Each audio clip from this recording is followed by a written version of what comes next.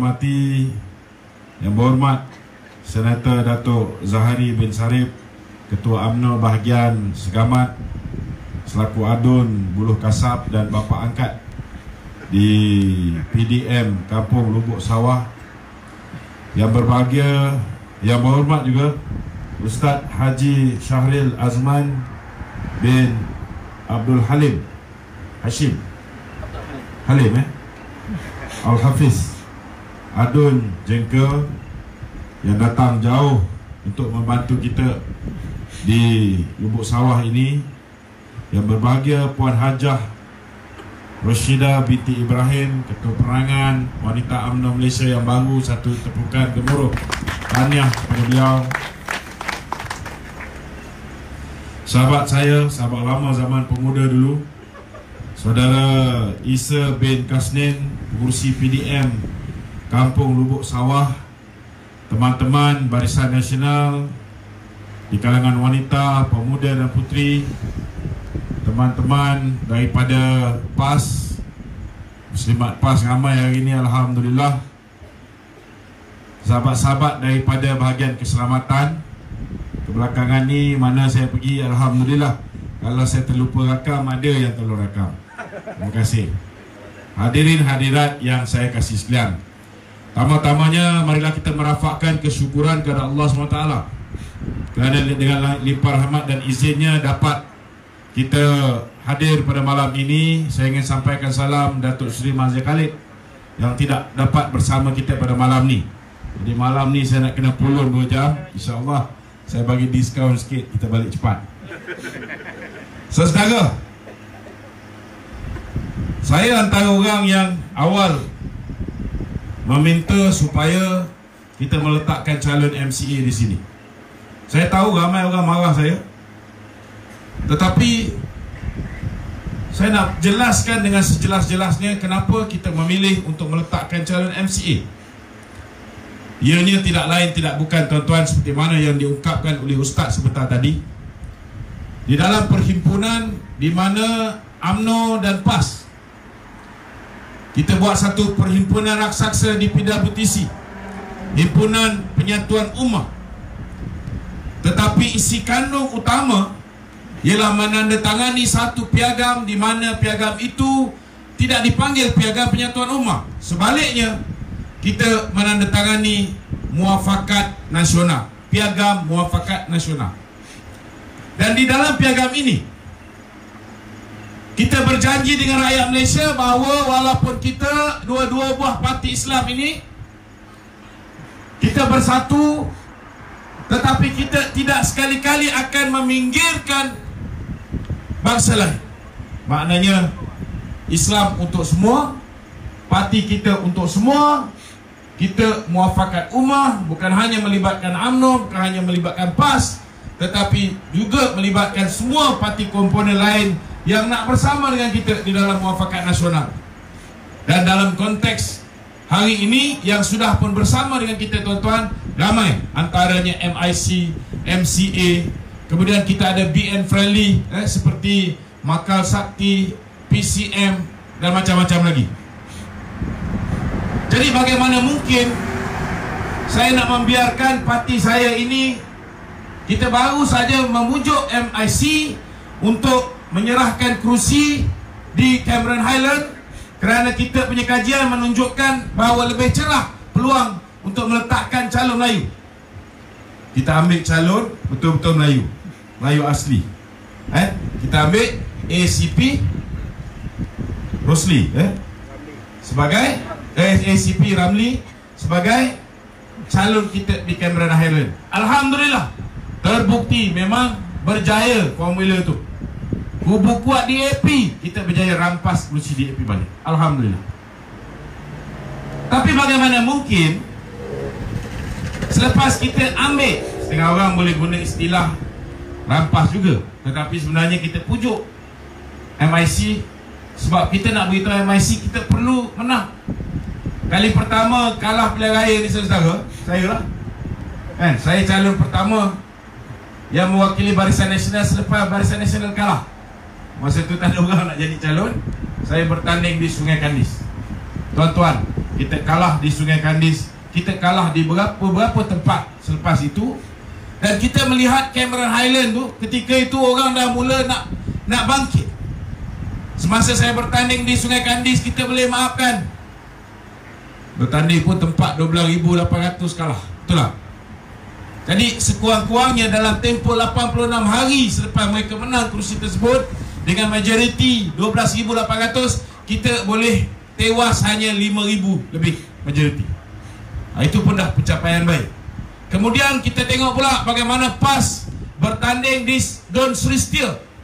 Alhamdulillah, keputusan dia jauh lebih baik. Kalau undi PAS dengan undi UMNO campur pilihan raya umum yang ke-14, lebih baik keputusan yang kita perolehi. Jadi suka tak suka tuan-tuan, kita mesti nak menang Cameron Highland. Dan Alhamdulillah tuan-tuan, kita dapat Cameron Highland dengan cemerlang. Kawasan kubu kuat di AP Melayu cuma lebih kurang 53%. Kita pula bertanding di kawasan yang orang kata kawasan bandar, Semenyih. Orang kata tak boleh menang Semenyih ni sebab ini kawasan bandar. Kalau orang kampung mungkin bersama BN dan juga PAS. Orang bandar mereka kata tak mungkin bersama kita. Tetapi tuan-tuan, kita berjaya membuktikan walaupun dulu kalah hampir 10,000 majoriti, kita berjaya menang di Don Semenyih. Kemudian datang pula pilihan raya kecil di mana? Rantau. Rantau ni tuan-tuan, jumlah pengundi Bumiputera lebih kurang 40%. Saya hantar orang yang menasihatkan Tok Mat jangan bertanding, kerana bagi saya kita belum lagi bersedia untuk mendapat sokongan daripada yang bukan Melayu. Tetapi Alhamdulillah tuan-tuan, Tok Mat telah berjaya membuktikan bahawa beliau berjaya untuk menarik pengundi daripada India dan China untuk bersama dengan kita. Tetapi takkanlah selepas kita tanda tangan piagam ini, kita sama-sama berikrar nak jaga teman-teman kita yang bukan Melayu, tiba-tiba kita nak ambil pula kursi yang MCA sebelum ini bertanding dan dia hanya kalah 524 undi. Saya nak beritahu, mereka kalah 524 undi ni tuan-tuan, kerana apa?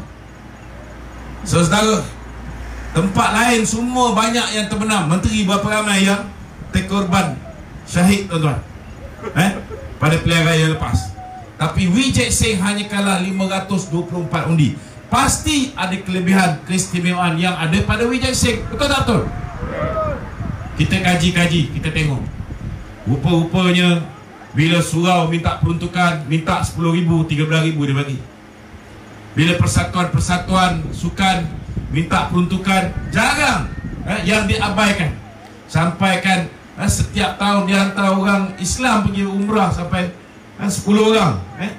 Banyak benda yang kita nampak memang ada kelebihan pada manusia bernama Vijay Singh itu.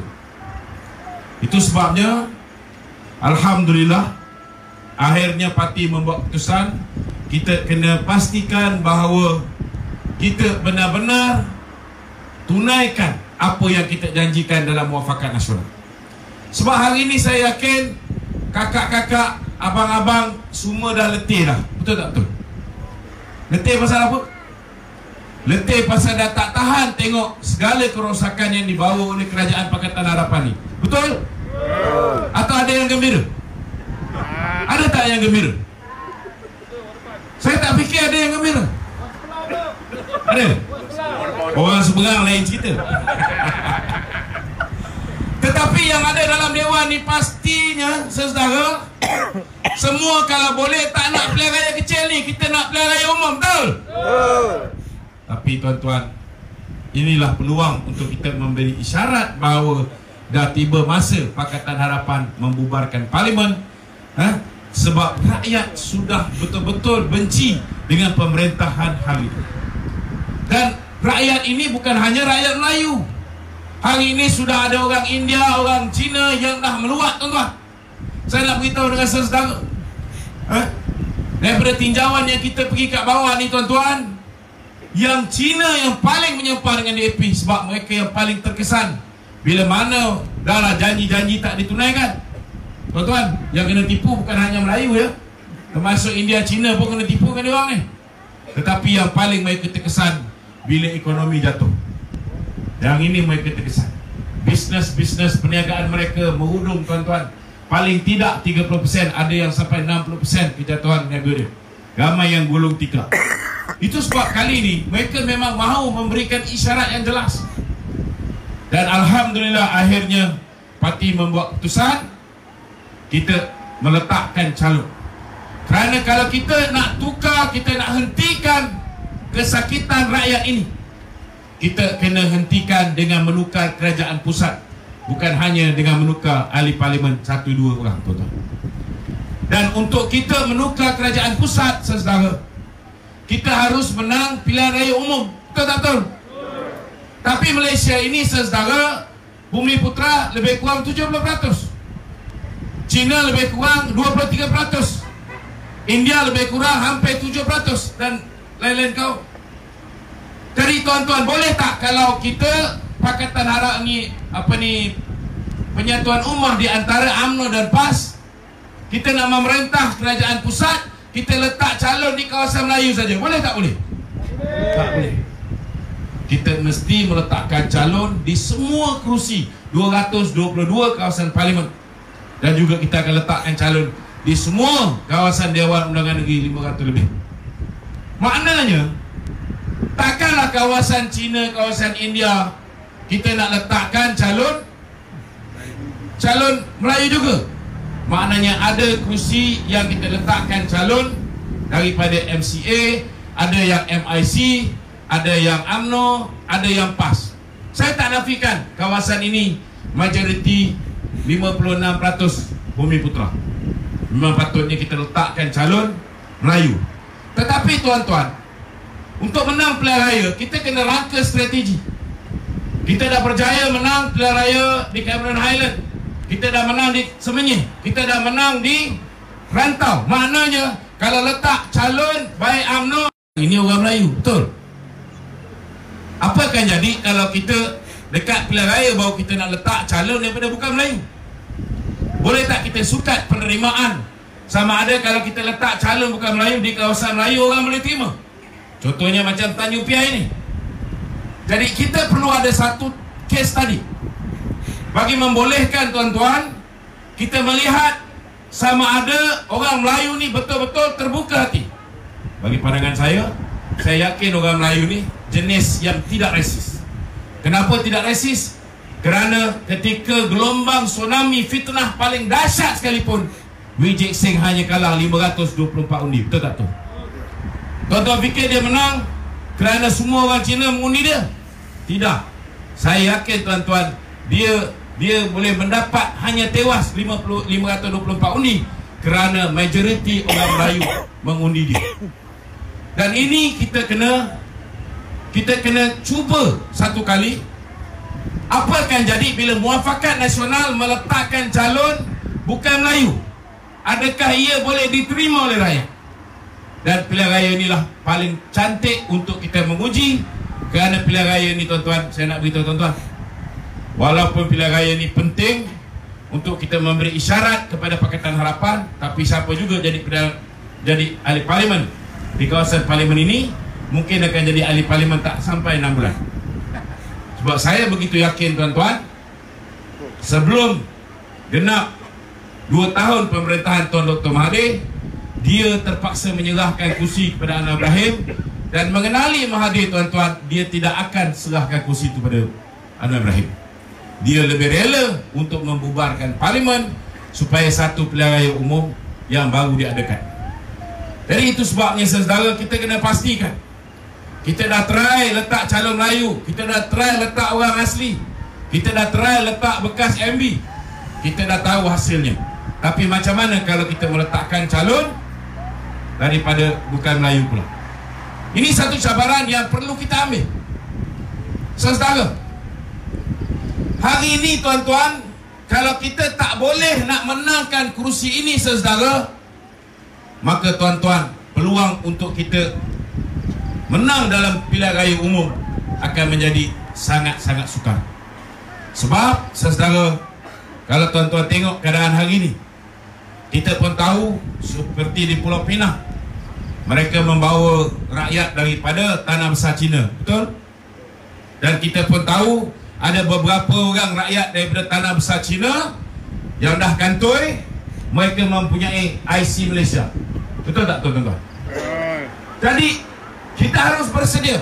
Saya tidak mau menuduh, tetapi pegawai immigration sendiri telah pun membuat laporan polis dan pihak immigration mengesahkan bahawa penjualan IC kepada warga daripada negeri China itu wujud. Itu sebabnya tuan-tuan, kita kena pastikan bukan hanya yang Melayu kembali bersama Barisan Nasional dan PAS. Kita pastikan India boleh terima kita, kita pastikan China boleh terima kita, dan insya-Allah ini bakal berlaku tuan-tuan. Kenapa saya kata benda ni bakal berlaku? Umat Islam kita tak payah nak huraikan lagi. Orang Islam ni tuan-tuan, kita baling 10 orang, kurang-kurang 9 orang dah tahu apa jadi kepada agama Islam semenjak mereka memerintah negara ini 16 bulan yang lalu. Betul tak tu? 18 bulan. Ha? 18 bulan. 17 belum 18 hari. 18 berapa hari bulan ni? 9 hari bulan. Hari ni berapa? 9. Hari ni 9 lah. Hari ni genap. 18 bulan. Genap 18 bulan. 1 tahun 6 bulan. Kita dah tahu apa jadi pada agama Islam.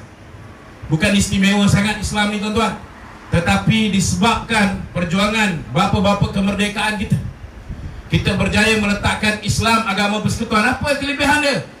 Kelebihan dia, Islam boleh didakwah kepada bukan Islam, tetapi agama lain seperti Kristian, Buddha, Hindu tak boleh didakwah kepada orang Islam. Itu pun DAP tak pernah ikut benda ni. Betul tak betul?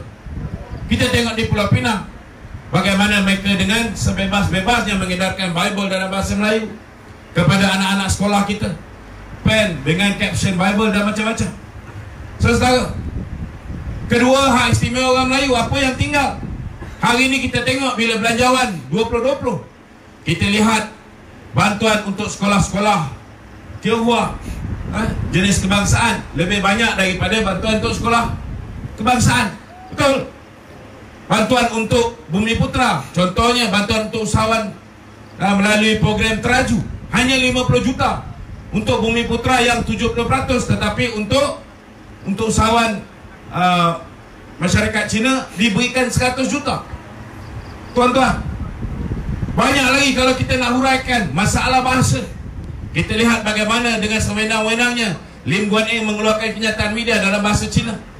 Kita lihat bagaimana Kula Segeren membuat sidang media dalam bahasa Tamil. Sedangkan ini menyalahi perlembagaan negara. Keempat, kita lihat tak pernah dalam sejarah, kalau pelabur lari kita dah biasa dengar. Betul? Pernah kita dengar Agong lari? Pernah? Tak pernah. Tetapi di zaman Pakatan Harapan ni tuan-tuan, Agong ada tempoh 5 tahun, tapi sekejap dia dah lari. Apa taknya saudara? Kecil hati. Kecil hati kenapa? Kerana ada manusia bernama Hishamuddin Rais, orang PKR. Ada manusia bernama Khadir Jassin, bekas ketua ni pegawai media Council of Elders. Apa dia buat? Hishamuddin tulis dalam blog dia, Tukar Tiup. Dia kata, saya nak sebut pun tak sampai hati, tapi saya kena beritahu biar orang kampung tahu betapa kurang ajarnya orang PKR ni tuan-tuan. Dia kata apa? Dia kata yang di Pertuan Agong kuat menutuh tuan-tuan. Subhanallah. Pernah kita dengar orang Melayu hina Agong kita sebelum ni? Ada tak? Tak pernah. Tetapi zaman Pakatan Harapan memerintah berlaku. Apa lagi dia cakap? Dia kata, tuanku Sultan Muhammad terima order syabu bertan-tan bawa masuk istana. Bila tuanku marah, kita buat report polis, saya buat report polis. Tuan-tuan, satu tindakan pun tak diambil ke atas Hishamuddin, hanya ambil statement je. Tak ada pendakwaan. Kalau zaman kita dulu tuan-tuan, belum sempat pihak polis ambil. Kalau ada orang hina Agong ni, apa jadi pada orang macam ni? Macam-macam dah jadi. Betul lah. Saya pun heran, mana pergi pahlawan-pahlawan kita. Kemudian kita tengok Khadir Jassin. Apa yang dia tak buat? Apa dia tak kata kat tuanku ni, tuan-tuan? Sampai dia sanggup ambil perbelanjaan Istana Buckingham, tempat Queen Elizabeth ni. Dia ambil perbelanjaan ini, saudara, 200 lebih juta ringgit. Dia kata inilah perbelanjaan istana yang di Pertuan Agong Malaysia. Padahal istana belanja lebih kurang dalam 16 juta saja setahun, tuan-tuan. Kenapa dia tulis macam ni? Dia tulis nak memberikan rakyat Malaysia ni marah pada sistem beraja. Dan bila kita report polis, tuan-tuan, tahu pula dia takut, dia letak jawatan. Dia letak jawatan sebagai ketua unit Media Council of Elders ataupun penasihat kerajaan. Tetapi tuan-tuan, tak lama selepas itu apa jadi, saudara? Khadir Jassin diangkat menjadi penasihat media Perdana Menteri. Naik pangkat pula lepas dia mengata dekat yang di Pertuan Agong. Itu yang di Pertuan Agong pun kecil hati. Mula-mula dia tak nak duduk istana, dia duduk dekat hotel Shangri-La. Kemudian dia dah bengang sangat, dia pergi balik Kelantan. Sampai nak angkat sumpah kali kedua ni, tuan-tuan, saya nak beritahu, Azmin Ali pukul 1 pagi kena menghadap tuanku, angkat sumpah menteri second batch. Terpaksa menghadap tuanku di Istana Kota Baru, bawa ni pujuk tuanku untuk pergi dengar second batch punya menteri angkat sumpah. Lepas tu lah kita tengok tuanku makin lama makin menjauhkan diri. Dia duduk kat Singapura dengan isteri dia. Hinggalah last kali dia ambil keputusan, dia meletakkan jawatan yang di Pertuan Agong. Tak pernah berlaku, tuan-tuan, dalam sejarah Malaysia, kecuali yang di Pertuan Agong meninggal dunia. Barulah tak genap tempoh 5 tahun. Ini berlaku di zaman Pakatan Harapan. Itu sebab kalau orang Melayu marah dengan Pakatan Harapan ni memang patut. Sebab 4 perkara utama ni sudah mereka langgar. Tetapi hari ni India, China semua marah. Sebab apa marah, tuan-tuan? Nombor 1, tuan-tuan, hari ni semua dah sedar bahawa janji yang 60 ni, tuan-tuan, mereka takkan tunaikan. Baru tunai 1, hapuskan GST. Itu pun didatangkan balik arwah yang dah meninggal dunia. Sekarang ni banyak arwah meninggal dunia ni. SST dah, ini GST dah arwah. SST sebenarnya dah arwah dah. Kita dah potong SST ganti dengan GST, betul tak? Dia bawa masuk balik SST. Kita ingat bawa masuk SST, harga barang turun. Ada turun? Tak turun, makin naik adalah, betul tak? Kemudian kita tengok yang satu-satunya janji yang dia orang nak tunaikan ini pun, tuan-tuan, Mahathir kata apa? Kalau rakyat nak balik GST, kita boleh bawa balik. Itu yang sampai Syed Siddiq pun, Karmaini pun dia kata arwah Karmaini. Sebab dia orang ni biasa bawakan orang yang dah mati untuk balik hidup. Tuan-tuan, dari segi ekonomi yang menyebabkan sampai kaum Cina pun marah ni sebab apa? Hari ni, tuan-tuan, sengsara dari sudut ekonomi. Kenapa sengsara?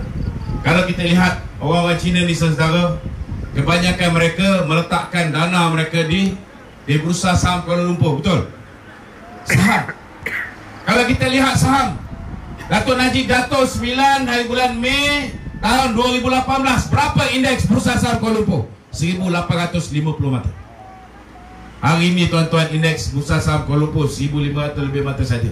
Hari itu, sebulan 2 yang lalu, turun bawah 1500. Saya nak beritahu, tuan-tuan, kehilangan di Bursa Saham Kuala Lumpur ni, saudara, hampir 300 bilion. 270 juta. Untuk 7 bulan pertama saja dah hilang 270 juta. 270 bilion. Duk sibuk yang 2.6 bilion. Bursa saham hilang nilai dia, susut nilai dia 270 bilion, tuan-tuan. Dulu mereka kata kalau kita kita turunkan Najib, kita akan berjaya naikkan balik ringgit Malaysia. Rupa-rupanya, tuan-tuan, bila Najib jatuh, harga ringgit ketika itu RM3.85. RM3.85. Saya nak beritahu dengan tuan-tuan, bila letak saja Lim Guan Eng menjadi Menteri Kewangan dan Mahathir menjadi Perdana Menteri, apa jadi? Hari ini US dollar makin mengukuh, ringgit makin melemah. $1 US dollar bersamaan RM4.17, kadang-kadang sampai 21. RM4.21.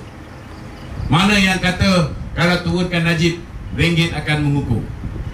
Tuan-tuan, kita lihat kita punya ekspor merudum, import merudum. Kita punya pertumbuhan ekonomi, dulu mereka kata di bawah pemerintahan Datuk Seri Najib, ekonomi kita menuju ke arah kebankrapan. Bankrupt kepala otak dia. Macam mana bankrupt, tuan-tuan? 2017 sebelum kita kalah ni, saya nak beritahu dengan tuan-tuan, pertumbuhan ekonomi dunia ni yang paling tinggi, nombor 1 yang paling tinggi pertumbuhan ekonomi dia ialah Filipina. Berapa dia punya pertumbuhan ekonomi? 6.9%. Nombor 2 paling tinggi siapa? Negeri China, 6.7%. Nombor 3 siapa, tuan-tuan? Siapa? Malaysia, 5.9%. Macam mana negara nombor 3 pertumbuhan ekonomi paling tinggi di dunia mengandai kata kita nak bankrupt? Tapi ada orang juga percaya. Nak buat macam mana? Tuan-tuan, percaya bukan tak boleh. Boleh, tapi gunakan akal. Macam mana dia kata ekonomi kita nak bankrupt? Kita janji kalau kita menang, kita bagi ini 5 barang. Tapi dia orang ni kata kita nak bankrupt. Orang nak bankrupt ni mana duit tak ada, betul tak? Jadi macam mana dia kata kalau kita memerintah, kita boleh bagi 60 barang? Logik tak? Tak logik, tuan-tuan. Tapi tuan-tuan, mungkin tuan-tuan tak undilah. Yang lain tu, yang lain seberang jalan tadi tu. Saudara, benda ni kalau kita fikir menggunakan otak, senang fikir. 60 janji mereka. Saya ambil contoh satu saja. Apa dia? Hapuskan tol. Yang Datuk Seri Najib tadi pagi sempat singgah dekat Simpang Renggam, selfie dengan penduduk tol. Dia kata, ada lagi. Ingat dah tak ada. Dulu dia kata apa? Dia kata apa, tuan-tuan? Kalau kita menang, kita akan hapuskan tol. Kalau masih ada, tuan-tuan bawa resit tol, tuntut dengan saya. Betul tak? Betul. Datuk Seri Najib nak tuntut tu RM36. Saudara, saya nak beritahu dengan tuan-tuan, nak hapuskan tol saja kos dia RM380 bilion. Datuk Seri Najib ni tinggalkan kita punya apa dipanggil, kita punya reserve bank negara, tuan-tuan, paling tinggi dalam sejarah, 438 bilion. Kalau dah 400 bilion pergi nak hapuskan tol saja, mana baki yang nak tabung import tertangguh? Tuan-tuan, zaman kita import tertangguh 7 bulan 8 bulan kita boleh tanggung lagi sesuatu. Tetapi kalau dah digunakan untuk hapuskan tol, dan kalau hapuskan tol, tuan-tuan, yang paling kaya siapa? Yang paling untung rakyat ke? Ini kejap lagi saya boleh cerita kalau sempat masa. Saya nak beritahu dengan saudara, Datuk Seri Najib, bila dia buat sesuatu tu ada sebab. Ini saya nak urai satu persatu benda yang mungkin ramai orang tak tahu. Mereka janji ni, tuan-tuan. Kalau tuan-tuan fikir, mula-mula dia kata kalau kita memerintah, minyak akan diletakkan dengan harga RM1.50. Betul? Ingat lagi tak? Orang yang kata nak letak minyak RM1.50 belum arwah lagi, masih hidup, kan? Masih hidup. Tuan-tuan, mana datang logik nak letak minyak RM1.50? Ini saya nak beritahu dengan saudara.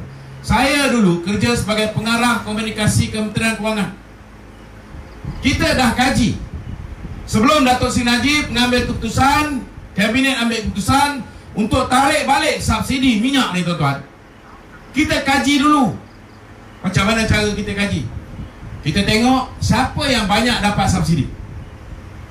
Dan hasil kajian Kementerian Kewangan, kita mendapati 70% subsidi minyak itu pergi dekat orang yang kelas menengah dan kelas atas. Dalam Malaysia ni manusia ada 3 kelas. Kelas yang paling bawah sekali ialah mereka yang mempunyai pendapatan isi rumah bawah RM4,000. Bukan gaji RM4,000. Gaji suami campur gaji isteri. Kalau anak ada 3 orang, seorang dah kerja, 3 orang punya gaji dalam satu rumah tu dicampurkan, tak boleh lebih RM4,000. Yang ini dipanggil the B40, yang dapat BRIM tu, the B40. Kemudian kita ada orang yang 20% paling kaya. Ini dipanggil the top 20. Kemudian di antara yang 20% paling kaya dengan yang 40% paling rendah pendapatan dia, tengah-tengah ni dipanggil M40, middle class, kelas menengah, M40. Tuan-tuan, 70% subsidi minyak pergi ke M40 dengan top 20. Kenapa? Saya ambil contoh. Harga minyak ni saudara, 2014 Disember, 1 Disember kita tarik subsidi minyak. Okey? Tetapi bulan Julai kita belum tarik lagi. 1 liter minyak kita jual dengan harga RM1.93. Kalau tuan-tuan isi minyak, tuan-tuan bayar RM1.93 saja. Sebenarnya harga dia RM2 lebih. Tetapi disebabkan kerajaan subsidi 68 sen. Itu sebab tuan-tuan bayar RM1.93. Kalau kelas menengah, the B40 tadi, pendapatan isi rumah dia bawah RM4,000. 3 orang kerja satu rumah, bawah RM4,000. Kereta apa dia boleh pakai? Motor, tuan-tuan. Motor apa? Honda Cup. Habis kuat pun RXX. Betul tak? Apa lagi? RXZ. Y suku ni orang kaya dia, tuan-tuan. Mahal nak mampus. 10,008. Itu sebelum Datuk Seri Najib kempen. Sekarang berapa harga? Naik harga belah-belah ribu dah sekarang ni, betul tak? Matilah, jangan tengoklah Y suku tu. Habis kuat kau tengok Repsol kat belakang tu. Kalaupun ada kereta, kadang-kadang ada kereta, orang-orang susah ni kadang-kadang pun dia nak kena ada satu kereta. Kalau tiba-tiba nak hantar mak pergi hospital, kurang-kurang ada kereta tu. Kereta-kereta pun tuan-tuan, habis-habis molek pun kancil lah. Habis kuat pun kancil. Nak beli Myvi pun RM54,000 makcik. Saya pun rasa tak berbaloi beli RM54,000. Kalau Iris tu, apa? Iris Iris tu okey sikit. Kancil. Kalau tangki penuh kancil ni, saya nak beritahu tuan-tuan isi tangki penuh kancil tu kau goncang lah macam mana pun habis kuat RM50. Betul tak? Kalau goncang lebih sikit, nampak sampai betul-betul kat corong tu, bolehlah RM51. Katalah isi RM50. Berapa subsidi kita dapat kalau 1 liter 68 sen? Dia lebih kurang dalam 21 liter. Harga subsidi yang rakyat dapat, tuan-tuan, yang naik kancil ni hanya lebih kurang RM17.40. Yang pakai Perdana, yang pakai Camry, yang pakai X-Trail, tangki dia orang bulan Julai 2014 boleh isi tangki penuh 3 kali ganda, RM150. Berapa subsidi dia dapat? Lebih kurang dalam RM52, tuan-tuan. RM52. Adil tak? Orang the B40 tadi yang susah dapat cuma RM17.40. Yang kelas menengah tadi dapat RM52. Adil tak adil? Tak adil. Tak adil, pakcik. Habis mana datang adilnya? Bila orang kaya datang bawa Range Rover, harga dia punya minyak ni boleh isi berapa? 200 lebih, tuan-tuan, satu tangki. Orang yang pakai Mercedes R-Class, Mercedes S-Class, yang selagi belum 2011 dan ke bawah, mereka isi minyak masih lagi RON 95. Betul tak? Lagi besar kereta dia, lagi banyak dia punya petrol consumption. Tuan-tuan, lagi banyaklah kereta dia tu mentekar darah duit rakyat. Maknanya lagi banyaklah, tuan-tuan, subsidi perlu diberikan oleh kerajaan kepada mereka ni. Betul tak betul? Adil tak adil? Habis makcik-makcik yang kalau ada motor okey gitu lah. Tapi saya nak tanya, motor siapa kat sini minyak boleh isi RM50? Saya subsidi 2 tahun. Tolong kat tangan. Ada? Ada? Motor siapa-siapa yang boleh isi RM50? Nasib baik tak ada orang bawa apa ni, GS Adventure. Ada satu motor je, tuan-tuan, kat Malaysia ni. Dia boleh isi minyak lebih RM50. GS Adventure. Kalau setakat bawa Harley Davidson ni tak lepas, tuan-tuan. Dia mesti bawah RM50. Tuan-tuan, kalau pakai kapcai macam abang kat belakang yang duduk dalam gelap tu, takut kita nampak. Saya ambil contoh lah. Habis kuat isi minyak RM7, RM8 je, betul tak betul? Kalau dapat 68 sen, kali dengan 3 liter baru RM2 4 sen. Kira okey lagi. Habis makcik-makcik yang susah, yang kereta tak ada, motor tak ada, basikal buruk je ada. Bila kita ambil duit rakyat ni nak beritahu ni, subsidi ni bantuan pertolongan. Kalau kita bagi bantuan pertolongan, kita nak bagi orang susah ke kita bagi orang kaya, tuan-tuan? Bagi orang susah dulu, betul tak? Tuan-tuan tahu tak berapa kos? Bulan 12 tu kalau kita tak tahu 2014 ni saudara, 2014. Kos untuk RON95, diesel dan LPG, gas bermasak. Kos dia 22.34 bilion, 22,340 ribu juta ringgit. Dan duit ini 70% pergi kat orang kaya, 30% pergi dekat the B40. Sebab apa? Lagi kecil kereta dia orang, lagi kuranglah subsidi yang dia dapat daripada kerajaan. Itu sebab Datuk Seri Najib, tuan-tuan, kalau dia fikir pasal populariti, kalau dia nak jadi macam pemimpin Pakatan Harapan, dia nak jadi macam Anwar Ibrahim, dia boleh cakap, kalau saya menang esok, kita akan bagi minyak RM50. Orang lagi percaya dekat Najib Tun Razak. Sebab apa? Sebab track record Barisan Nasional, tuan-tuan. Kita nak, tuan-tuan nak tahu tak kenapa lambat buat pilihan raya ni? Sebab Datuk Seri Najib masih belum tunaikan janji pada pilihan raya 2013. Dan akhirnya kita terpaksa, patutnya lepas je pilihan raya ni, kita punya sukan C, mood tengah bagus kan, kita dah boleh buat pilihan raya, menang confirm. Tetapi kenapa tunggu sampai bulan Mei baru buat pilihan raya, tuan-tuan? Sebab janji dia 2013, dia cukup fikir pasal janji dia.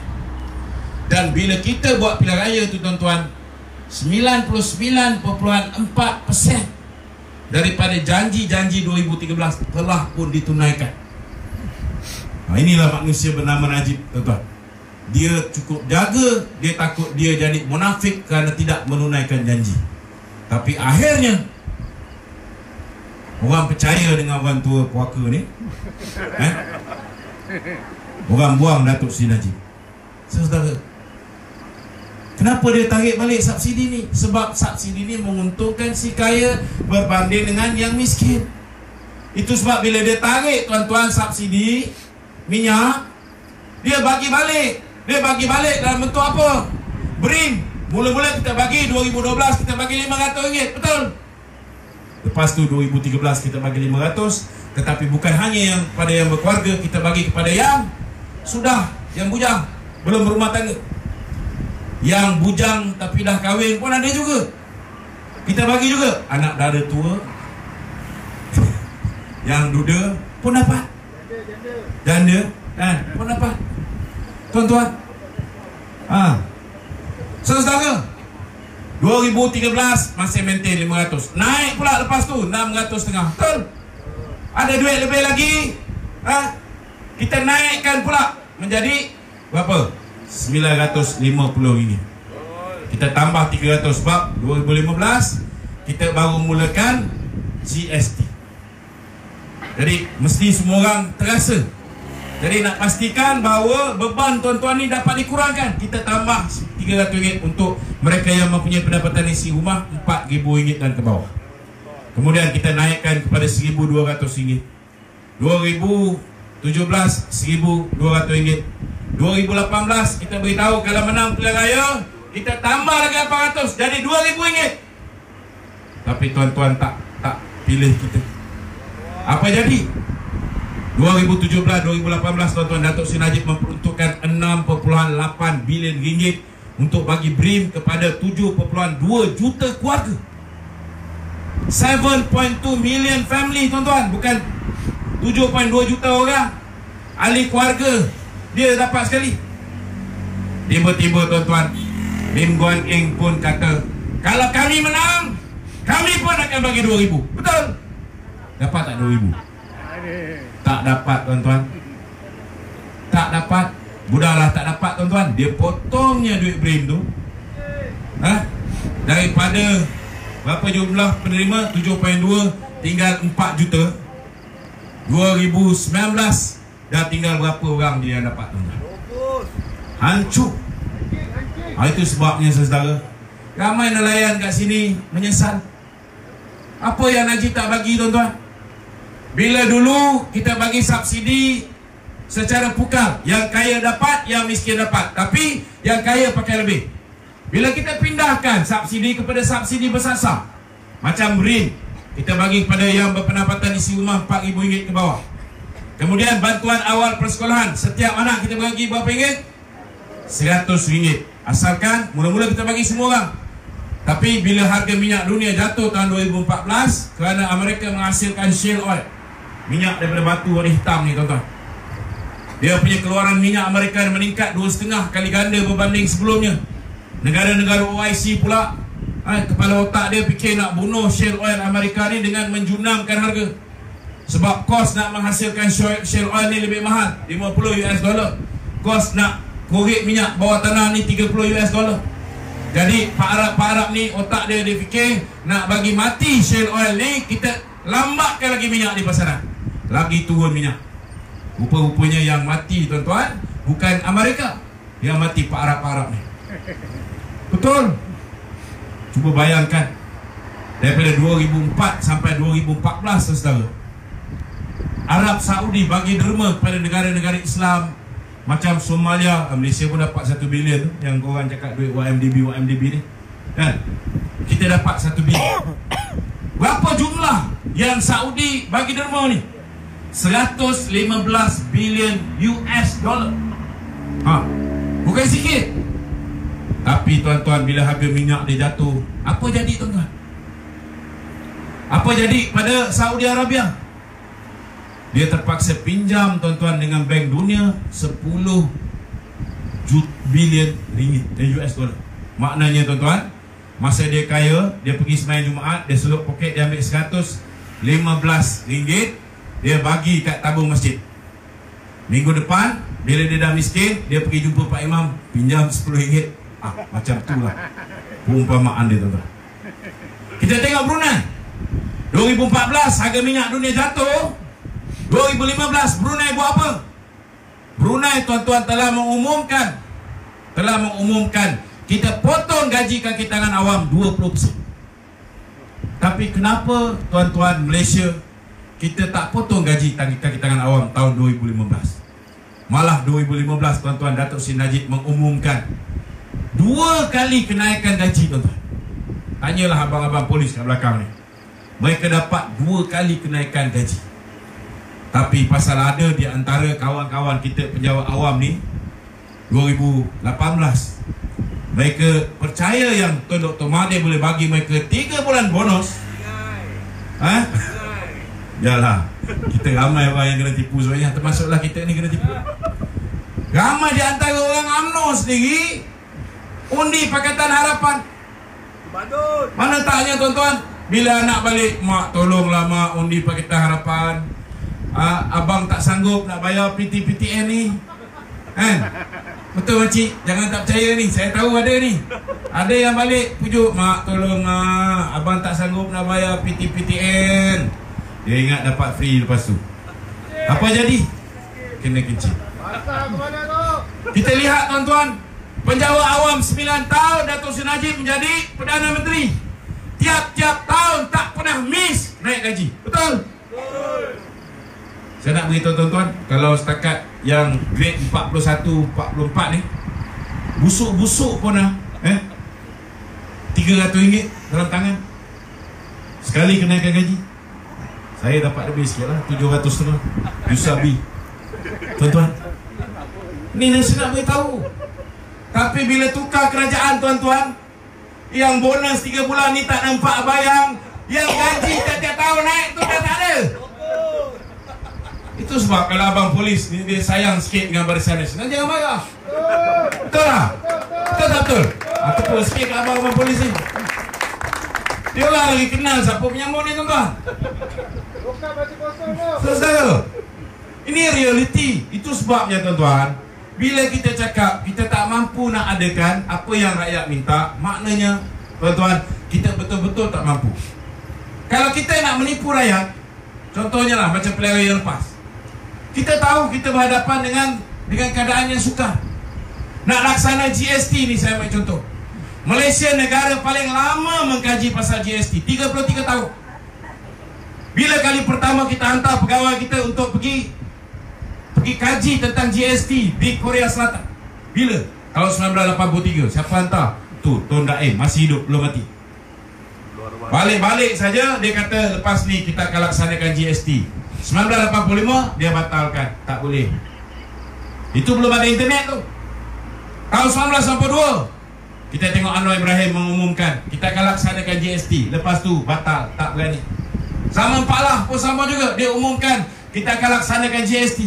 Tetapi bila harga minyak naik, beban rakyat dah terlalu tinggi, maka dia mengambil keputusan kita batalkan. Tapi Dato' Sri Najib, tuan-tuan, dia tahu, bukan dia tak tahu, tuan-tuan. Kita dah kaji dah. Kita tengok apa jadi kepada Perdana Menteri di Australia. Siapa nama dia? Howard. Tak silap saya. Howard Fraser. Perdana Menteri Australia. Bila dia laksana GST, tuan-tuan, dia kalah pilihan raya. Tuan-tuan, Dato' Sri Najib tak tahu ke kita akan kalah pilihan raya kalau laksana GST? Dia tahu. Tetapi kalau kita tak laksana GST, saya nak beritahu tuan-tuan, bila Dato' Sri Najib masuk dalam pejabat tahun 2009, pada ketika itu kebergantungan Malaysia, pendapatan negara ni 42% datangnya daripada sumber petroleum. Orang macam kita, orang biasa nampak, wah, Malaysia kaya dengan sumber hasil bumi. Betul tak betul? Itu yang kita nampak dengan mata kasar. Tapi Dato' Sri Najib, tuan-tuan, dia nampak ini merupakan time bomb. Kenapa time bomb? Kerana bila-bila masa saja, tuan-tuan, kalau harga minyak dunia jatuh, kita akan berhadapan dengan kegawatan ekonomi. Sebab sumber pendapatan yang paling besar saudara hilang. Tuan-tuan, itu sebabnya sebelum berlakunya malapetaka ni, tuan-tuan, Dato' Sri Najib sudah pun membuat apa yang dipanggil sebagai diversifying our source of income. Dia mempelbagaikan sumber pendapatan. Itu yang dia laksanakan GST. Lepas tu, yang dulu kita panggil sebagai subsidi pukal, dia tarik balik, dia beri kepada subsidi bersasar. Subsidi pukal macam minyak masak. Dulu kita bagi banyak, tuan-tuan. Bila kita memerintah ketika itu, kita dapati minyak masak ni banyak tiris kepada penyelundup dapat. Maka apa kita buat? Kita buat packaging yang 1 kg. Itu yang ramai orang maki kita. Sebenarnya nak menyusahkan orang daripada selundup. Kalau kita buat tong besar, senang dia orang selundup, betul tak? Rupanya kalau dah nama penyelundup ni tetap penyelundup, tuan-tuan. Dia beli yang botol, yang kecil tu banyak-banyak, dia buka botol tu, dia tuang dalam botol besar. Dia tak selundup, dia jual dalam negara pula. Ni bukan senang memerintah ni, tuan-tuan. Tetapi pasal kita dah memerintah lama, kita tahu macam mana cara nak mengurus dan mentadbir ekonomi negara. Tapi Pakatan Harapan, walaupun dia ada Perdana Menteri, kita tengok, tuan-tuan, dia kata, kami bila berjanji, kami tak sangka kami nak menang. Kepala otak engkau. Kalau dia tak sangka dia nak menang, dia bagi janji yang tak mampu dia laksanakan, tuan-tuan, itu dah namanya munafik. Betul tak betul? Dia tahu dia tak boleh tunai, tapi dia janji. Saya nak beritahu saudara, bukan setakat itu. Ni tol ni tadi saya sebut. Dia kata kita tak pernah sangka nak hapuskan tol, menelan belanja hampir 400 bilion. Gila ke? Siapa bapak tol negara ni? Siapa tuan-tuan? Tun Mahathir. Yang mula swastakan jalan raya ni, tuan-tuan, Tun Mahathir. Betul tak betul? Macam mana dia swastakan? Dia tahu kalau nak hapuskan tol, kita kena bayar pampasan, ganti rugi kepada konsesi tol. Takkan dia tak tahu implikasi kewangan bila kita nak hapuskan tol?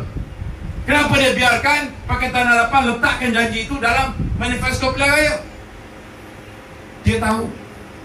Tapi kalau ada dasar munafik, tuan-tuan, satu hari dia tak menipu, padahal dia rasa gatal-gatal. Ini masalah. Saudara, ini realiti. Saya nak beritahu tuan-tuan. Itu sebabnya tuan-tuan, orang cakap apa pun Datuk Seri Najib, dia tak peduli. Dia tak nampak populariti itu sebagai keutamaan. Dia tak minta tuan-tuan sanjung dia, tidak. Tetapi yang dia minta tuan-tuan, negara mesti diselamatkan dulu. Orang yang paling susah mesti dibantu dulu. Itu sebab selain daripada BRIN, dia bagi bantuan apa lagi? Dia bagi bantuan awal persekolahan. Dia bagi bantuan untuk anak-anak tuan-tuan yang masuk ke universiti, betul? Dia panggil kad siswa satu Malaysia RM250. Pesawah padi, tanam padi je, lepas tu melangot tuan-tuan 3 bulan tunggu hasil tuaian, betul tak? Ada income? Tak ada income. Maka Datuk Seri Najib bagi 200 3 bulan sampai dia punya padi boleh dituai. Penoreh Getah bulan November, Disember, Januari. Ni bulan berapa sekarang? Bulan November. Penoreh Getah patutnya kalau zaman Najib ni tuan-tuan, bulan November, Disember, Januari dapat 200. Apa dia? Bantuan musim terkujur. Bulan hujan tuan-tuan, musim hujan boleh pergi menoreh? Tak boleh.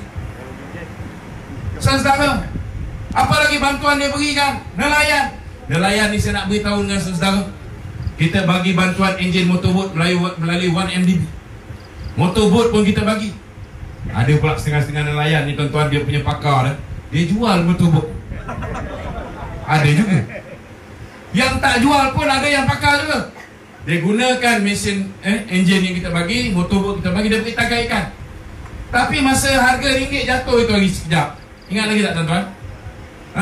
Bila apa ni, kita punya kawan siapa nama ni, Donald Trump menang, kan? Dan bila harga minyak dunia jatuh, harga minyak dengan Malaysia ni orang anggap kita ni negara pengeluar minyak. Tapi sebenarnya minyak yang kita pakai lebih daripada minyak yang kita keluarkan. Jadi setiap kali harga minyak ni naik, ringgit akan naik. 2014 bila harga minyak jatuh, ringgit pun jatuh. 2016 bila Donald Trump menang, Donald Trump sebelum tu dia janji dia akan naikkan interest rate. Untuk maklumat tuan-tuan yang tak tahu ni, di Amerika ni interest rate dia, kalau kita simpan duit kat bank, setahun bunga dia tak sampai 1%. Jadi ramai tuan-tuan orang Amerika, dia pergi melabur di negara-negara yang maju, yang ni membangun, negara membangun, dan politik dia stabil. Dulu kita stabil lah, tu yang dia orang dapat melabur banyak kat Malaysia. Tapi bila Donald Trump kata dia akan naikkan interest rate, maka pelabur-pelabur yang melabur di Malaysia tarik balik duit dia, melabur di Amerika balik. Saya nak beritahu tuan-tuan apa jadi. Saudara, bila jatuh saja tuan-tuan ringgit Malaysia pada ketika itu, pelabur-pelabur ni saudara, dia jual duit ringgit kita, dia beli balik US dollar. US lah mengukur ringgit dia punya dolar. Kita punya jatuh. Tetapi saudara, Datuk Seri Najib tak pernah pun potong gaji tuan-tuan. Dan Datuk Seri Najib tak pernah pun naikkan harga minyak seperti mana Mesir naik harga minyak. Tuan-tuan, Mesir naik harga minyak tuan-tuan 60%. Saudi mula-mula naik harga minyak 40%. Tetapi 2017 lebih kurang mereka menaikkan harga minyak 126%. Harga minyak dia dengan harga minyak kita tuan-tuan hampir sama. Padahal mereka mengeluarkan 17,5 kali ganda minyak berbanding dengan Malaysia. Tetapi kenapa kita tak susah macam Brunei, kena potong gaji pekerja? Kenapa kita tak susah macam Mesir, macam Jordan, macam Tunisia, macam Saudi Arabia? Sebabnya tuan-tuan, kita ada Perdana Menteri yang krisis belum berlaku, dia dah diversify our source of income, memperbagaikan sumber pendapatan. Bila datang bencana ni tuan-tuan, kita hilang income ni tuan-tuan, hampir 35 bilion. Tetapi kita tak sengsara. Sebab apa? Kita dah ada backup dengan GST, kita dah ada backup dengan penjimatan. Dulu kita bagi subsidi secara pukal, kita dah tukar, kita bagi pada orang yang susah saja. Kita bagi bantuan tadi, nelayan dapat duit, dia pergi tangkap ikan, dia dapat bantuan petrol lagi dulu. Di sini kita bagi. Ada yang dah dapat ikan tuan-tuan, tak nak bawa balik Malaysia pun ada juga di nelayan ni. Bukan semua lah, nelayan sebelah utara, dia jual dekat Thailand. Sebab ketika itu tuan-tuan, mata wang Thailand lebih tinggi. Saudara, apa yang kerajaan buat ni? Kerajaan bagi subsidi. Kalau nelayan pergi tangkap ikan, bawa balik ke Malaysia, landingkan di jeti-jeti kita, dapat subsidi lagi. Hari ini tuan-tuan, bila Datuk Seri Najib bukan lagi Perdana Menteri, Najib tahun 2018 tuan-tuan, belanjawan 2018 minta 282 bilion daripada rakyat. Tapi Lim Guan Eng minta 314 bilion. 35 bilion, hampir 35 bilion, lebih banyak daripada apa yang Najib bagi, yang Najib minta. Tapi walaupun dia minta lebih 35 bilion daripada apa yang Datuk Seri Najib minta, tetapi tuan-tuan, saya nak beritahu dengan sesedang betapa bodohnya manusia bernama Lim Guan Eng daripada DAP. Apa yang Najib bagi semua ditarik balik. Betul tak betul? Jumlah penerima BRIM dipotong. Dulu ada bantuan awal persekolahan, dah tak ada. Dulu ada kad siswa, dapat 200.5. Sekarang saya dengar tinggal 100 je. Betul? Dulu ada bantuan untuk nelayan, bantuan bulanan lagi kita bagi. Kita bagi lagi subsidi mendaratkan ikan. Kita bagi enjin motorbot. Sekarang nelayan tercengang. Nak pilihan raya ni baru sibuk nak bagi 1,000. Bagi 1,000, sedangkan arwah Karmaini dah beritahu 1,000 tu cukup. Tolong angkat tangan. Siapa yang satu keluarga ni 1,000 cukup? Tolong angkat tangan. Ada? Dia ingat zaman batu ke gak ni? Tuan-tuan, bukan saya yang cakap arwah Karmaini. Tu Syed Saddiq, dia yang cakap, saya cuma repeat saja. Saya nak beritahu tuan-tuan, apa yang Datuk Seri Najib tak bagi, tuan-tuan bersesak dengan apa? Dengan dekat hospital. Datuk Seri Najib buat apa? Dia buat klinik rakyat satu Malaysia. Hari ni arwah Karmaini pergi dekat dia pergi ke hospital. Dia kata kalau kita menang, kita akan buat balik klinik rakyat satu Malaysia yang Pakatan Harapan dah tutup ni tuan-tuan. Dia kata dia nak buat balik. Arwah yang dulu sebelum ni apa nama? Arwah yang betul. Arwah Farid pun tak boleh. Saudara, tu Timbalan Menteri tu. Dia pula boleh janji dia nak buat balik. Saya nak beritahu tuan-tuan lah, kita dah 3 pilihan raya. Mula-mula dia orang kata nak buat hospital dekat Cameron Highland. Lepas tu bila pergi ke Semenyih, dia pikul hospital tu pergi dekat Semenyih. Lepas tu kat Rantau pula dia nak buat hospital. Hari ni dekat Tanjung Piai pula dia bawa benda yang sama. Sampaikan nurse tu cakap, ya ke? Tuan-tuan, saya cakap terus terang tuan-tuan, 1 tahun 6 bulan ni saya rasa kerajaan ni kerajaan yang paling menghiburkan rakyat. Itu je. Kalau nak kata kerajaan yang menyenangkan rakyat, tak ada. Kerajaan yang menghiburkan rakyat. Tapi kita ni hibur setakat boleh senyum kat muka. Hati sakit, betul tak betul? Sakit tak? Hati sakit tak sakit? Sakit. Dah tu nak undi Pak Karmaini ni buat apa? Tuan-tuan, kalau kita undi Karmaini ni saudara, maknanya kita bersetuju tuan-tuan supaya Tun Dr. Mahathir kekal lagi 3 tahun setengah. Nak? Tahu pun tak nak. Saudara, hari ni saya nak beritahu tuan-tuan lah, nyawa Mahathir ni dah macam kan ada naik turun kan. Betul tak? Kalau naik turun ni okey lagi tuan-tuan. Ini dah dia dah apa? Dah nak mampus. Yang kita nak bagi nyawa dia, bagi dia peluang menang ni, naikkan balik semangat dia ni tuan-tuan. Nak buat apa? Itu sebab saya minta lah sahabat-sahabat kita, tak kira lah parti mana pun, hari ni saudara, dalam Pakatan Harapan ni pun tuan-tuan dah tak nak dengan Tun Dr. Mahathir. Dah tak nak. DAP dah tak nak. Kita pun memang tak nak DAP tuan-tuan, kan? Anwar Ibrahim pun tak nak. Kita pun tak nak Anwar menjadi Perdana Menteri kita. Tetapi saudara, kalau kita kira dari segi strategi lah, kawan-kawan kita yang baru-baru ni bagi sokongan, dia kata ni strategi. Kita nak buat dia orang dua orang ni belaga. Saya cakap, kalau strategi, kalau nak ikutkan logik akal, kau pergilah sokong Anwar Ibrahim. Sebab Mahathir ni tuan-tuan, sampai mampus pun dia tak akan bagi Anwar Ibrahim jadi Perdana Menteri. Jadi kalau Anwar Ibrahim tiba-tiba rasa dia confident, dia boleh jadi Perdana Menteri, dia boleh buat undi tak percaya ke atas Dr. Mahathir. Tuan-tuan, saya nak beritahu ni, hari ini Anwar ni dipantau dengan cukup ketat.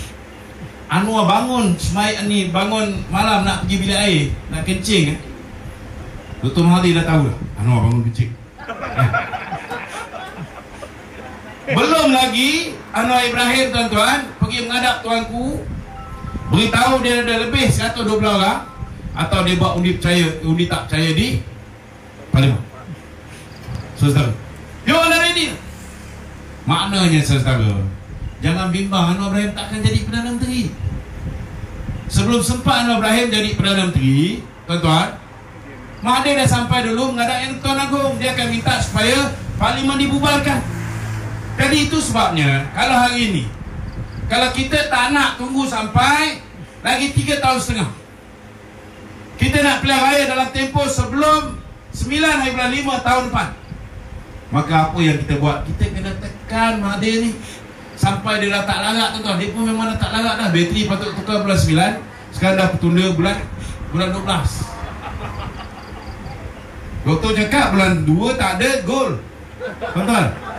Tapi Allah Ta'ala yang tweet whistle, kita tak tahu kan.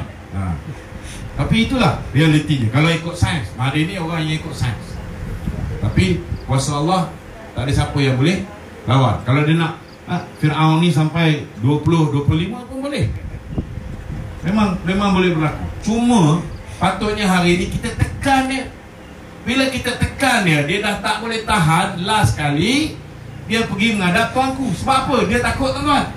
Sebab dia tahu kalau Anwar jadi Perdana Menteri, dia memang tak sempat jadi, dia tak sempat masuk penjara. Tetapi anak-anak dia 4 orang bilioner. Nombor 1 masuk Mozani Mahathir, nombor 2 masuk Mirzan Mahathir, nombor 3 masuk Marina Mahathir, nombor 4 masuk Mukhlis Mahathir. Ini 4 orang bilioner ni tuan-tuan, confirm penjara. Mukhlis, kes insider trading, Suruhanjaya Security ada. Mirzan, apa yang tak ada tuan-tuan? Ramai orang yang percaya sehingga undi Pakatan Harapan pilihan lepas, sebab dia tengok muka Mahathir ni dengan lakonan dia ni, dia orang percaya ini orang betul nak menyelamatkan negara. Tun tu dah tak larat, dah tua, tengok jalan pun macam tu tuan-tuan ni. Kenapa dia terpaksa berpolitik? Ramai orang berhujang dengan saya tuan-tuan ketika tu. Kerana dia sayangkan negara ini, dia nak selamatkan Malaysia. Rupanya betul, memang dia nak selamatkan Malaysia. Dia nak selamatkan M saja tuan-tuan. Nombor 1 dia selamatkan siapa dia? Dia selamatkan Mohzani dengan Mukhlis. 3 hari lepas kita menang, dia menang pilihan raya, dia bagi projek daripada Telekom Malaysia bagi kepada Opcom. Siapa? Opcom. Opcom dulu Mukhlis Mahathir. Bila dia jadi menteri besar, dia letak jawatan, abang dia ambil alih, Mozani Mahathir. Mukhlis dan isteri dia jadi pemegang saham. 3 bulan selepas mereka menang tuan-tuan, seorang lagi anak Malaysia yang diselamatkan, namanya Mirzan Mahathir. Apa dia dapat? Dia dapat dulu semua kereta, termasuk kereta abang polis ni tuan-tuan, isi minyak mesti Petronas. Betul. Tetapi dia bagi kepada Petron untuk menjadi supplier kepada petrol dan diesel kenderaan-kenderaan. Dan saya ni dulu kerja Kementerian Kewangan, masih boleh tengok angka-angka ni lah. Bila bayaran pertama ni, saya nak beritahu tuan, semenjak Petron dapat, bayaran kepada Petron ni lebih daripada bayaran kepada Petronas. Dulu saudara, semua dapat kat Petronas, dapat sikit lah pada Shell, betul lah. Tapi sekarang ni tuan-tuan, dah dia jarah duit Petronas 82 bilion. Projek yang boleh dianggap sebagai monopoli Petronas, syarikat negara monopoli, membekalkan minyak dan diesel kepada kerajaan ni. Okeylah, kita boleh terima. Sekarang dah tak lagi monopoli, sudah terpaksa kongsi dengan Petron. Petron ni, Petron induk dimiliki Mirzan Mahathir sebagai board of director di Filipina. Lepas tu belanjawan 2020. Kita ingat tahun pertama 2018 dia jaga anak dia dulu. 2019 dia jaga anak dia dulu. Kita ingat 2020 dia akan jagalah rakyat. Rupanya tuan-tuan 2020 21.6 bilion ringgit, 21,600 juta ringgit diperuntukkan untuk fiberization and connectivity plan. Fiber optik ni tuan-tuan dekat negara ni siapa? Siapa tuan-tuan? Anak dia juga. Syarikat Ofcom ini yang akan dapat. Jadi tuan-tuan, mana pergi yang dia kata dia nak selamatkan negara ni? Yang saya tahu dia betul-betulkan selamat, dia selamatkan duit tuan-tuan. Menang-menangnya dia terus buat tabung harapan, kutip sebuah RM10. Ramai dalam ni bagi ni. Tolong kat tangan. Ada? Ada yang bagi? Mungkin yang kat dalam ni tak bagilah, tapi yang saya tengok ada budak sekolah sampai bagi RM30 tuan-tuan. RM30 daripada tabung dia bagi kepada tabung harapan. Kerana mereka mengharapkan satu negara dengan harapan yang baru. Negara Malaysia yang baru, negara yang bagus. Betul-betul. Rupa-rupanya dapat kumpul 200 juta tuan-tuan. Duit tu tak mana pergi? Yang diumum sesetara, nombor 1, sahabat baik dia Vincent Tan Tokeh Judi dapat balik lesen sports. Apa dia panggil? Judi sukan. Sports gambling. Yang tu dia dapat. Lepas tu dia umumkan 31.5 bilion ringgit. Dapat kutip dia rakyat 200 juta. Tapi 31,500 juta ringgit diperuntukkan kepada Ting Pek King.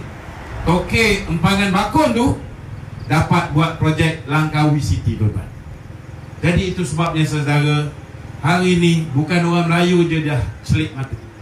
Hari ni orang India dah celik mata. Hari ni orang Cina dah celik mata. Saya nampak sekarang ni rupa-rupanya bila Allah Ta'ala nak kalahkan UMNO ni, ada rahmat di sebaliknya. Kerana dengan kekalahan itu barulah kita berbaik dengan kawan kita yang PAS ni. Betul tak? Dulu kadang-kadang ada di antara kita ni sombong, lupa kawan kita seorang ni. Betul tak? Dan dulu tuan-tuan, kadang-kadang sahabat-sahabat kita MCA ni cakap apa pun kita tak apa-apa nak dengar. Kita kuat, kita ikut kepala kita je. Inilah mungkin pengajaran yang kita dapat, saudara. Cuma satu saya nak minta dengan saudara. Saya pernah bertanding pilihan raya. Kali pertama BN ni kalah. Saya nak beritahu semangat yang ditunjukkan samalah macam semangat yang tuan-tuan ni. Ceramah saya tuan-tuan, orang nak ambil gambar selfie ni bukan main lagi, memang bagus. Tapi bila datang hari mengundi ni tuan-tuan, ada 10,000 pengundi putih tak keluar mengundi. Dan saya kalah ni saudara. Saya kalah 5,000 undi. Maknanya kalau ada 2,501 orang keluar mengundi daripada 10,000 yang putih ni, orang lah ni yang putih ni, maka saya sudah pun menang pilihan. Kalau sekarang bertanding menang lah tuan-tuan. Betul tak? Semua orang ramai dah sedar. Betul tak? Cuma saya minta, ini kali pertama kita mengenengahkan. Selepas ini saya nak beritahu dengan saudara, Tanjung Piai ini insyaAllah MCA pun dah beritahu dengan kita, dia faham tempat-tempat yang kawasan Melayu ni insyaAllah kita akan bincang balik. MCA dah bagi signal, saya tak boleh nak beritahu dengan tuan-tuan, tetapi kita akan bincang balik yang mana kita boleh letak cara Melayu, kita boleh letak cara Melayu. Cuma kali ni bagilah muka kepada Presiden Datuk Seri Wee Ka Siong tuan-tuan. Selama hari ini saya nak beritahu dengan tuan-tuan, Presiden MCA ni dia telah bersama kita, dia menyokong kita. Kenapa? Saya tahu ramai di antara tuan-tuan marah dengan DAP ni sampai ke tahap kita marah dengan semua Cina. Saya tahu. Mula-mula pun saya terasa marah macam tu tuan-tuan. Ni ikhlas ni. Saya marah sebab selama hari ni apa yang Datuk Seri Najib tak bagi? Sekolah Cina, bantuan itu, bantuan ini. Betul tak? Tetapi tuan-tuan, tanpa kita sedari, yang tak nak undi BN ketika itu lebih kurang 97 masyarakat Cina, 97%. Tapi di mana letaknya MCA ni?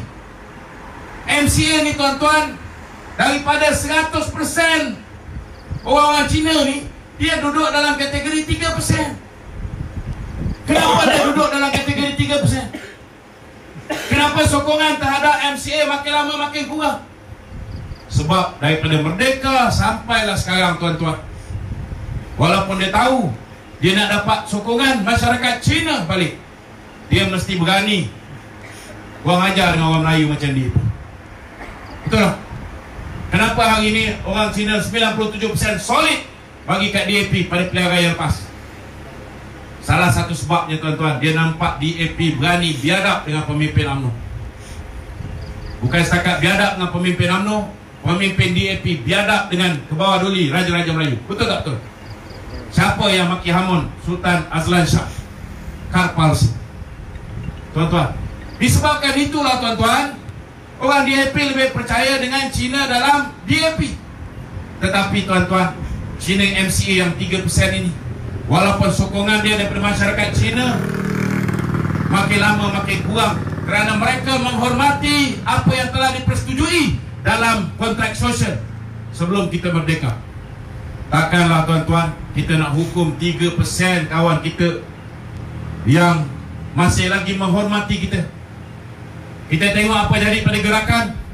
Gerakan tuan-tuan, kita kalah, dia tinggalkan kita. Betul? Dia bertanding hari ini. Betul tak betul? Kita ni kalau menilai sahabat, kita nilai sahabat bila kita senang, kita susah, dia bersama kita. Betul tak betul? Ketawa sama-sama, nangis sama-sama. Tapi tuan-tuan, MCA bukan macam gerakan. Gerakan tinggalkan kita, sebaik saja kita kalah pilihan raya. MCA ada tinggalkan kita? Tak ada tuan-tuan. Walaupun akar umbi MCA minta supaya BN dibubarkan, kita tengok Datuk Seri Wee Ka Siong telah berjaya mengawal rasional dia mengawal pimpinan-pimpinan akar umbi MCA. Itu sebabnya tuan-tuan, hari ini masa kita tunjukkan taat setia kita, setia kawan kita kepada sahabat kita yang bukan Islam. Kita kena buktikan bahawa orang Islam, bila kita berjanji, kita bukan Pakatan Harapan, kita bukan munafik, kita akan berpegang pada janji kita. Boleh?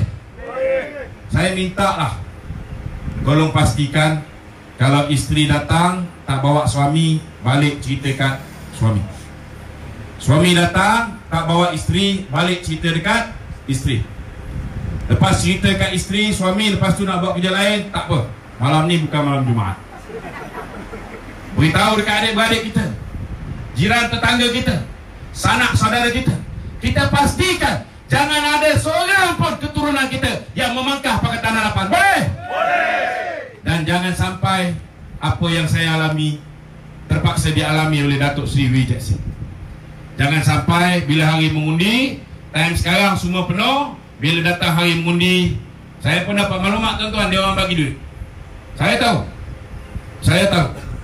Bila saya dapat maklumat, saya dapat bukti, dan orang tu tak tenang masa pilihan raya, kita tahu apa nak buat. Cuma saya minta satu je, jangan sampai alasan-alasan yang saya alami berlaku di sini. Dekat-dekat nak hari mengundi, tiba-tiba time tu lah dia pergi bercuti. Tiba-tiba time tu lah ada kenduri. Tiba-tiba time tu lah dia kata dia sakit, tapi kita nak hantar wheelchair untuk ambil dia, dia kata tak payahlah. Tuan-tuan, saudara, kita harus turun mengundi, keluarga kita harus turun mengundi, dan kita kena pangkah barisan nasional. Boleh? Boleh. Kalau kita turun mengundi, kita pangkah belah sana, baik, tak payah mengundi tuan-tuan. Tetapi saudara, kita kena tanam daripada sekarang. Pada hari 17 hari bulan, ni saya beritahu 17 hari bulan, tengok tangan jari setiap kawan-kawan kita. Kenalilah siapa yang mengkhianati perjuangan kita tu. Tangan siapa yang tak ada biru ni, sama ada dia pergi mengundi tempat lain. Tapi kalau kita tahu dia mengundi di tempat ini tuan-tuan, maknanya dia mengkhianati kita. Kerana sekiranya Wee Jackson kalah tuan-tuan, saya nak beritahu saudara apa maknanya. Bila Wee Seng kalah, maknanya orang Islam UMNO dan orang Islam PAS tidak mampu menunaikan janji. Kita tanda tangan Piagam Madinah ni tuan-tuan, Piagam Muafakat Nasional. Kita berjanji akan menjaga kepentingan kawan-kawan kita. Tuan-tuan, kita nak pastikan bila kita dah berikan mandat kepada MCA bertanding, PAS pun berikan sokongan kepada MCA. PAS terpaksa mengeluarkan kenyataan yang keras macam tadi Ustaz bagi. Dia beritahu bahawa berjasa ni dulu bersama dengan dia, tetapi dia beritahu hari ini berjasa bukan lagi bersama kita kerana mereka tidak mengikut keputusan yang telah dicapai oleh PAS dan juga oleh UMNO dan rakan-rakan komponen yang lain. Jadi tuan-tuan, bila tuan-tuan tidak hadir, ini maknanya tuan-tuan telah mengundi Pakatan Harapan. Dan kalau tuan-tuan tidak hadir dan tidak mengundi Barisan Nasional, maknanya saudara, kita orang Islam dalam UMNO, kita orang Islam dalam PAS, janjinya tidak boleh dipegang. Bila janji kita tak boleh dipegang, tuan-tuan, nilai kita sama macam manusia-manusia durjana di dalam Pakatan Harapan. Dan jangan sampai imej ini ada pada parti Islam UMNO dan PAS. Ini permintaan saya kepada rakyat-rakyat di Tanjung Piai. Tolong sampaikan. Sekian, wabillahi taufiq wa hidayah. Wassalamualaikum warahmatullahi taala wabarakatuh. Takbir! Takbir! Takbir! Hidup barisan! Hidup barisan! Hidup barisan! Hidup barisan! Hidup barisan! Hidup barisan! Terima kasih. Terima kasih yang berbahagia Datuk Lokman Nur Adam. Kita berikan tepukan yang paling gemuruh kepada yang berbahagia Datuk Lokman Nur Adam di atas ceramah yang telah diberikan itu tadi. Tanjung Piai. Tanjung Piai. Tanjung Piai. Okey. Jadi tuan-tuan dan puan-puan, akhir kata jangan lupa pada 16 hari bulan nanti kita sama-sama mengundi siapa? Kita pangkah siapa? Kita pangkah BN. Kita tolak siapa? Tolak PH sebab dah hancing tuan-tuan dan puan-puan. Okey.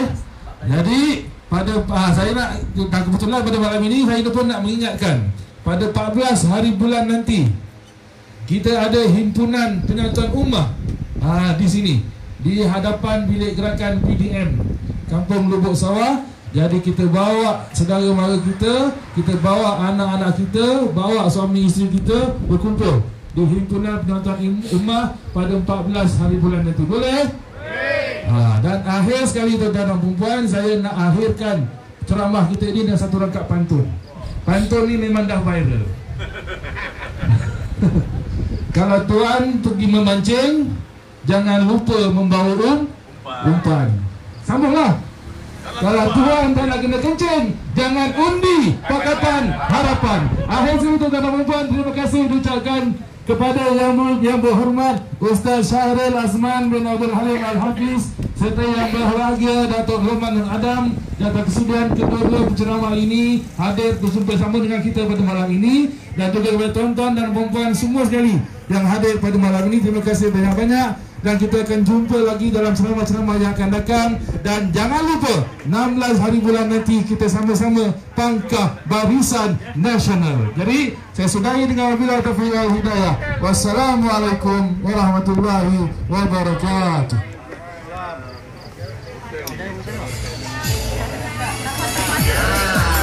Ini lagu untuk